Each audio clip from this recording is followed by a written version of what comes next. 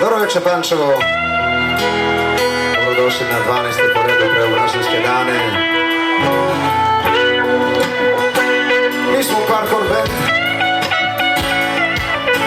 i tu smo da malo zagremo atmosferu pred nego što dođe žena na ovu vinu, tako da slobodno zagrete planove, glasove, kako to već ide.